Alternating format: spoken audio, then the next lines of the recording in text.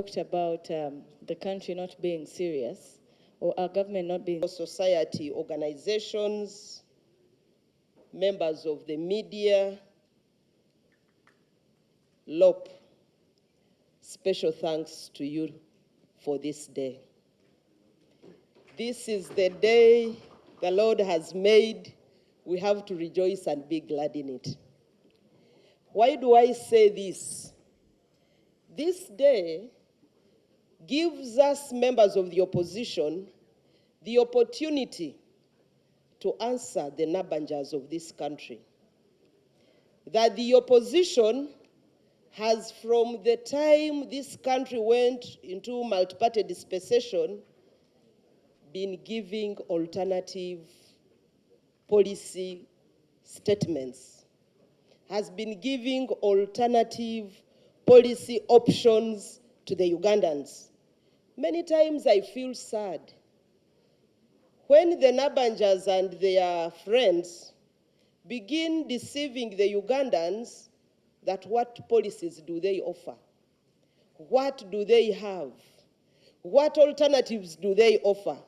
So I just want to remind them today that the office of the leader of the opposition from 2006 has been giving policy options, has been giving alternative statements. And so, LOP, thank you today that again you are bringing us here to let them know that if they are not reading, it has not been our problem. But we have been having compendiums of policy options. Thank you that the Ugandans are receiving from your office and the able members of parliament who are here, who belong to the alternative government, the alternative budget. And I want to congratulate you, colleagues, for this milestone. Uganda is not a poor country like many people think, or like our leaders want us to believe. Uganda is a nation that has poor managers who manage a nation with a chaotic mentality. And because of that, they have made corruption a norm of managing our society, to the extent that corruption has been referred to as cooperation. And that is what the Honorable Kyagulanyi was talking about, the president of the National Unity Platform, that corruption is kind of now a way of life in Uganda. Museveni's government has institutionalized it to that extent that when you are not corrupt, actually the system is likely to weed you out. You look alien when you are not corrupt in Museveni's government.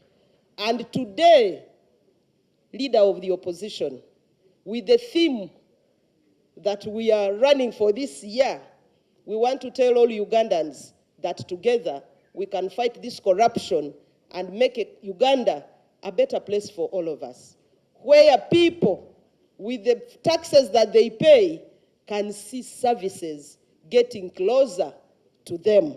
And yes, I know it can happen. The Auditor General's report of 2023-2024 alluded to the fact that over 316 billion is lost in the medical field due to corruption. And this is out of expired drugs. Can you imagine a country having expired drugs when Ugandans are dying because of lack of medical supplies in the countryside? Over 316 billion going to waste because of corruption. And we know that health nations are built by health populations. And so if you can just not even be mindful enough of a population that you lead, would you really be worthy being called a leader? And I concur with what His Excellency Kyagulanyi said, that it's misrule that is bringing us the far that we have gone. And it's our responsibility to make sure that we fight the mismanagers of our nation. I know that majority of us here went through thick and thin to get to your positions. Just the recent experience of Kawempe tells you where we are going. A lot of money wasted for people to make their decision. And that even when people have made their decision, you still waste a lot of taxpayers' money, you abuse people, you assault people, you insult people, you break people's ribs, just because there is an election. What a shame for our leaders. But all this is due to corruption.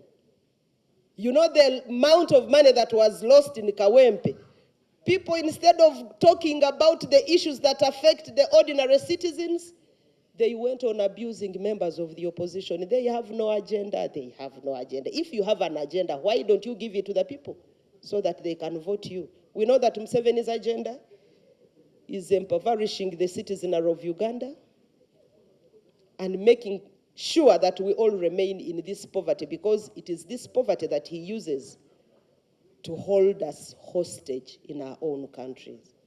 Can you imagine a country where levels of employment are very low, and that agriculture is the biggest employer of citizens of Uganda, but even agriculture, they still tamper with it?